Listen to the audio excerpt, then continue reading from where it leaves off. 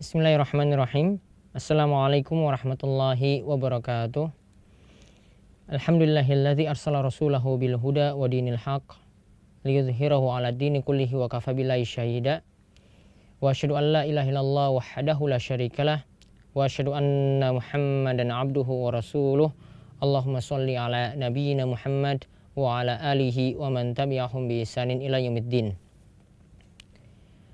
Kaum muslimin yang semoga selalu mendapatkan hidayah dan taufik dari Allah Subhanahu wa taala. Kita bersyukur pada Allah Subhanahu wa taala, pada pertemuan perdana ini kita akan membahas suatu kitab yang sederhana namun syarat makna di dalamnya, yaitu kitab Matan Abi Syuja yang ditulis oleh Al-Qadi Abi Syuja Ahmad bin Al-Hasan Al-Asfahani Asy-Syafi'i, di mana beliau ini adalah di antara ulama yang diberi karunia oleh Allah Subhanahu wa taala kecerdasan sekaligus juga umur panjang. Umur beliau adalah 160 tahun. Beliau lahir pada tahun 433 Hijriah, meninggal dunia pada tahun 593 Hijriah. Dan beliau menyusun kitab yang kita lihat di sini, yaitu Matan Abi Syuja, kadang juga disebut dengan Matan Al-Ghaya wa Taqrib, kadang juga disebut dengan nama Ghayatul Ikhtisar.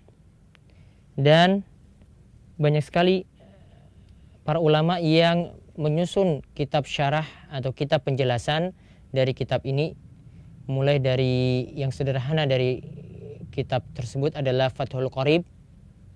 Nama lainnya juga adalah Al-Qaulul Mukhtar. Kemudian ada juga kitab Al-Iqna', dan juga ada kitab Kifayatul Akhyar yang lebih advance atau lebih memberikan penjelasan yang lebih mendalam dari kitab Matan Abi Syuja ini. Dan pertemuan-pertemuan kita pada kali ini dan selanjutnya insyaallah akan membahas kitab tersebut dengan penjelasan yang ringkas, dengan mempertimbangkan pendapat yang dipegang oleh Abu Syuja itu sendiri dan melihat beberapa dalil atau pendapat yang lebih kuat dalam masalah tersebut. Kita mulai pada kesempatan kali ini dengan pembahasan kitab Thaharah. Jadi dalam buku fikih atau dalam kitab fikih biasanya dibagi dalam berbagai macam tema atau disebut dengan kitab. Nanti di bawah kitab ini ada bab atau ada yang menggunakan istilah lainnya yaitu fasal.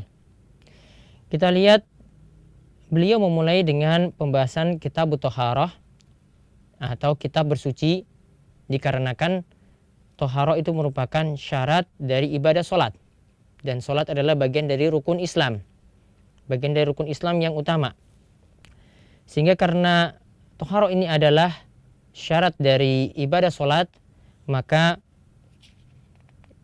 dalam berbagai macam kitab fikih biasa didahului dengan pembahasan ini. Abu Syuja menyebutkan terlebih dahulu dengan pembahasan air. Beliau membagi air manakah yang boleh digunakan dengan beliau mengatakan al-miyahu allati yajuzu tathiru biha sab'un miyahin. Yaitu air yang boleh digunakan untuk bersuci itu ada 7 macam air. Yang pertama ma'us sama'i, yaitu air dari langit, yaitu air hujan yang turun dari langit.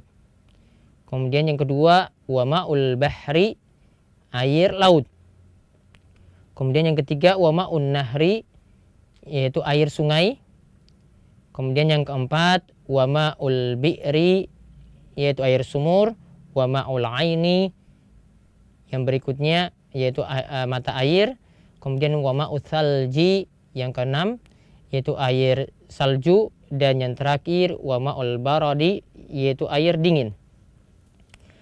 Kesemua pembagian air ini atau penyebutan air yang beliau sebutkan ini dimaksudkan untuk menyebutkan ya istilah air yang turun dari langit atau air yang keluar dari muka bumi. Ya, jadi segala macam air yang turun dari langit dan segala macam air yang keluar dari dalam bumi. Nah, itulah tadi contoh-contohnya. Jadi tidak terbatas dalam air-air yang telah disebutkan tadi. Kemudian beliau membagi air selanjutnya menjadi 4 macam. Di sini dilihat dari sisi air tersebut itu suci ataukah tidak, dan dari sisi apakah air tersebut itu boleh digunakan ataukah tidak. Beliau mengatakan bahwasanya tsummal miyahu allati arba'ata aqsam, kemudian air itu dibagi menjadi 4 macam. Yang pertama, tahirun, mutahhirun, ghairu makruhin, yaitu air yang suci dan dapat mensucikan yang lainnya, ghairu makruh, dan tidak makruh untuk digunakan.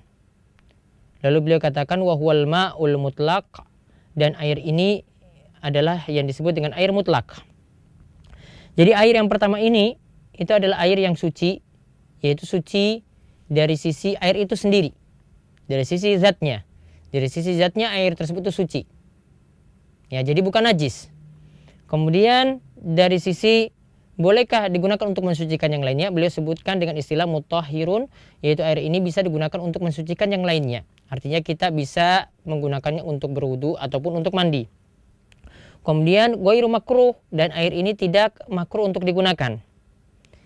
Dan inilah yang beliau istilahkan tadi dengan air mutlak. Ini mencakup ya segala macam air yang telah disebutkan tadi, yang 7 macam tadi ya, yang tidak keluar dari yang disebut air, tidak keluar dari namanya air. Maka kalau airnya kita masih sebut dengan namanya itu sendiri, misalnya air sumur atau air sungai atau air laut ya, atau mata air, maka air tersebutlah yang disebut dengan air mutlak. Air tersebut itu berarti suci dan bisa digunakan untuk mensucikan yang lainnya, tidak makruh untuk digunakan. Itu yang pertama dalam pembagian air. Kemudian yang kedua, beliau sebut dengan tahirun mutahhirun makruh, yaitu airnya itu adalah suci. Artinya suci dilihat dari air itu sendiri, dari sisi zatnya. Kemudian mutahhirun, ya mensucikan yang lainnya, dapat mensucikan yang lainnya. Artinya bisa kita gunakan untuk bersuci ya, bisa berwudu maupun untuk mandi. Namun di sini beliau katakan makruh isti'maluhu, yaitu makruh digunakan. Jadi air ini sebaiknya tidak digunakan menurut Al-Qadi Abu Syuja. Di sini dijelaskan oleh sebagian ulama bahwasanya dimaksudkan di sini makruh untuk digunakan di sini adalah kalau digunakan untuk badan. Jadi kalau kita mandi ya, atau termasuk juga ketika kita berwudu ya, digunakan untuk mandi tadi, maka ini makruh untuk digunakan. Namun tidak makruh ketika digunakan untuk mencuci pakaian misalnya. Namun pendapat ini yang mengatakan bahwasanya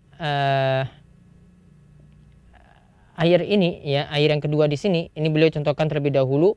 Yang dimaksudkan di sini adalah wa huwal ma'ul musyammas, yaitu air yang terkena terik matahari.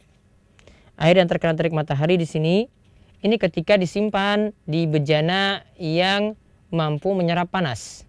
Namun kalau disimpan di bejana yang tidak menyerap panas, ya tidak menyerap panas, artinya airnya tetap dalam keadaan seperti suhu normal atau suhu dingin, maka air tersebut tidak masalah digunakan ketika terkena terik matahari.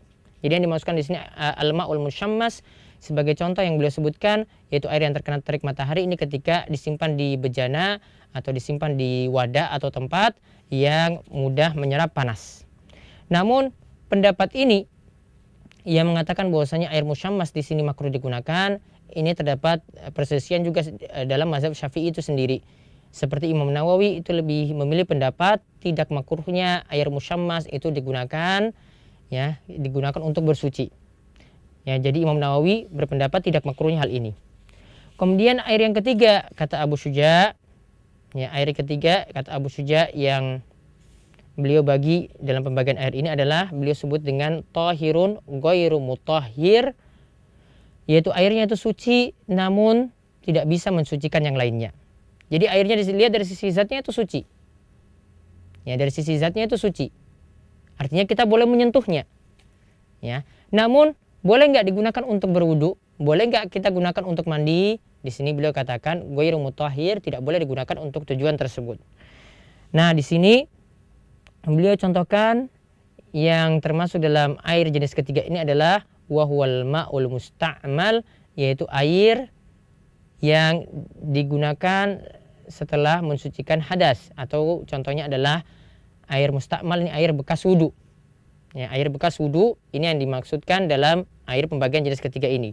Dan beliau juga contohkan lagi adalah air wal mutaghayyiru bima khalatahu minat tahirat, yaitu air yang berubah karena bercampur dengan benda suci. Jadi kalau airnya itu berubah karena bercampur dengan benda suci, misalnya kita punya air sumur tadi, kita taruh di ember air sumur tersebut, kemudian kita campur dengan sabun. Ini sabun ini kita gunakan, air sabun ini kita gunakan untuk mencuci pakaian misalnya. Maka air ini, ya kata Abu Syuja tadi, ya air ini termasuk jenis airnya itu suci. Jadi air sabun itu suci, artinya boleh kita sentuh. Namun tidak bisa digunakan untuk bersuci, artinya tidak bisa kita gunakan untuk wudu, ya tidak bisa kita gunakan untuk mandi. Jadi air sabun tadi, setelah kita campurkan air sumur tadi dan sabun, maka tidak bisa kita gunakan untuk tujuan bersuci.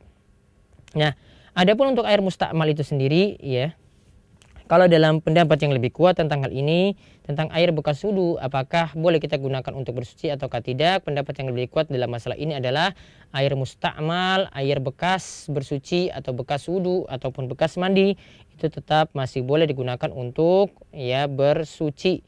Artinya boleh kita gunakan air tersebut untuk berwudu ataupun untuk mandi. Inilah pendapat yang lebih kuat dari pendapat ulama yang ada.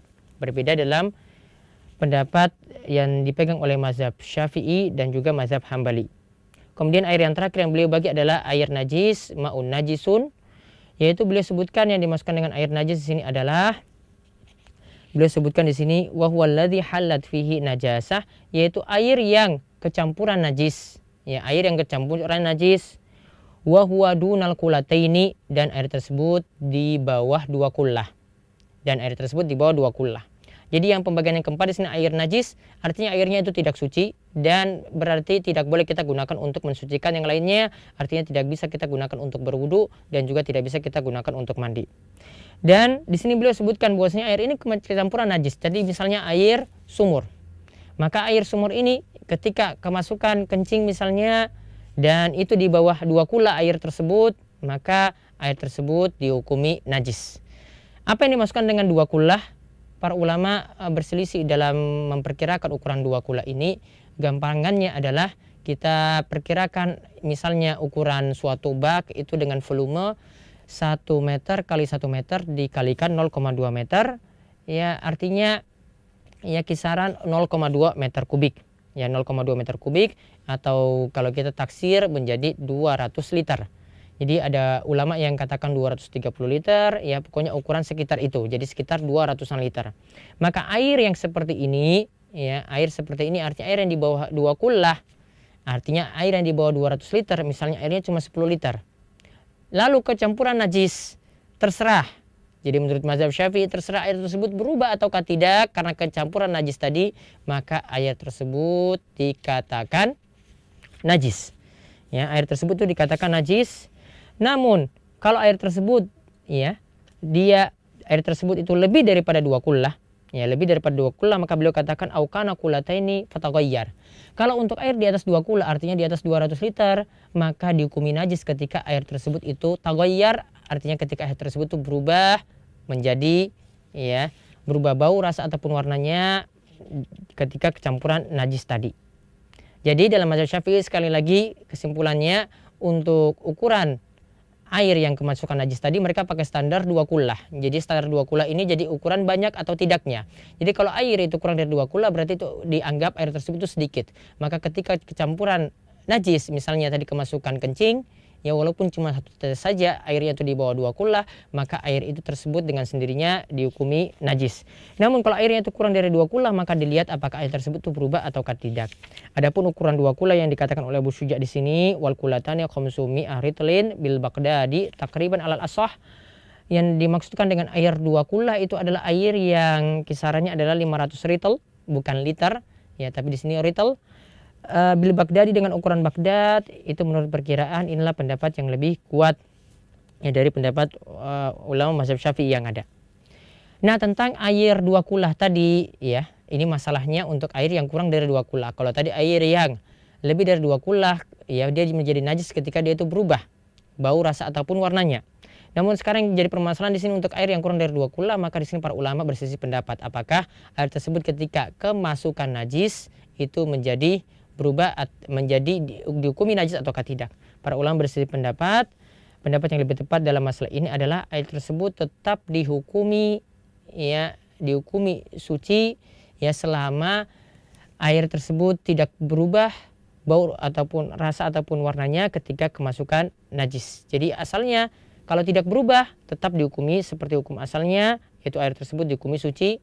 Karena Nabi SAW itu bersabda, al-ma'u tahurun la yunajjisu syai'un, air itu suci dan tidak ada yang bisa menajiskannya, yang tidak bisa menajiskannya. Adapun pemahaman dalil dari hadis idza kana al-ma'u qullataini lam yahmilul khabath, jika air itu telah mencapai 2 kullah maka tidak ada yang bisa menajiskannya, ya. Maka yang dipahami dengan hadis ini adalah ya kita tetap kembali pada dalil tadi, yaitu ketika air tersebut itu berubah ketika kemasukan najis, ya maka air tersebut dihukumi najis. Kalau tidak berubah maka tidak dihukumi najis. Jadi tidak kita ambil mafhumnya atau kebalikannya. Jadi kalau air dikatakan tadi ketika air telah mencapai 2 kullah maka tidak terpengaruh dengan najis, maka kalau kurang dari 2 kullah ya tidak kita pahami berarti kalau kurang dari 2 kullah maka air tersebut ya dihukumi najis ketika kecampuran najis. Ya tidak kita pahami demikian. Inilah pendapat yang lebih tepat dari mengkompromikan dalil-dalil yang ada. Jadi kesimpulannya ringkasnya beliau membagi air menjadi 4. Inilah keumuman pembagian air yang ada dalam ulama mazhab. Mereka membagi air menjadi air yang suci dan mensucikan, tidak makruh untuk digunakan. Kemudian air yang kedua adalah air yang suci ya dan mensucikan namun makruh untuk digunakan. Contohnya tadi adalah air yang terkena terik matahari. Kemudian air yang ketiga adalah air yang suci namun tidak mampu mensucikan yang lainnya, tidak bisa untuk mensucikan yang lainnya. Itu tadi contohkan adalah air mustakmal atau air bekas bersuci atau bekas wudu contohnya. Dan beliau contohkan lagi adalah air yang kecampuran benda suci seperti tadi air sabun yang kita contohkan. Kemudian yang keempat adalah air najis. Namun ya para ulama yang lainnya membagi air cuma 2 macam saja, seperti pembagian yang dipilih oleh Syekhul Islam Ibnu Taimiyah. Beliau membagi air cuma 2 macam, yaitu air tahur dan air najis, yaitu air yang suci dan bisa mensucikan, dan yang kedua adalah air najis. Ini pembagian yang cukup sederhana dari Syekhul Islam Ibnu Taimiyah. Ya beliau membagi air menjadi 2 macam seperti ini.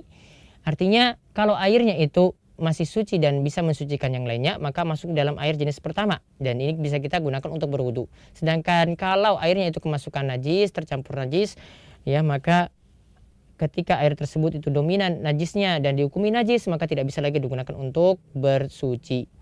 Nah, pembagian seperti ini ya, pembagian menjadi 2 seperti ini yang dipilih oleh Syekhul Islam Ibnu Taimiyah. Maka kalau yang disebutkan oleh Abu Syuja tadi ada air yang kesempuran benda suci, ya. Kalau airnya kesempuran benda suci dan sudah keluar dari nama air mutlak maka tidak lagi disebut dengan ya air yang dinamakan dengan air mutlak. Jadi dia sudah keluar dari namanya air itu sendiri, ya. Sehingga tidak bisa digunakan untuk bersuci dan tidak masuk dalam air jenis pertama yang disebutkan oleh Syekhul Islam Ibnu Taimiyah. Jadi kesimpulannya kita bisa memilih yang pembagian yang 4 tadi dari Abu Syuja atau yang pembagian yang 2 macam tadi dari Ibnu Taimiyah. Intinya di sini adalah kapan air tersebut itu boleh digunakan ataukah tidak ketika kita itu bersuci. Mudah-mudahan pembahasan ringkas ini bermanfaat bagi para kaum muslimin sekalian, dan nanti pada kesempatan berikutnya kita akan melanjutkan lagi dengan fasal lainnya yang disebutkan oleh Abu Syuja. Wabillahi taufiq wal hidayah. Wassalamualaikum warahmatullahi wabarakatuh.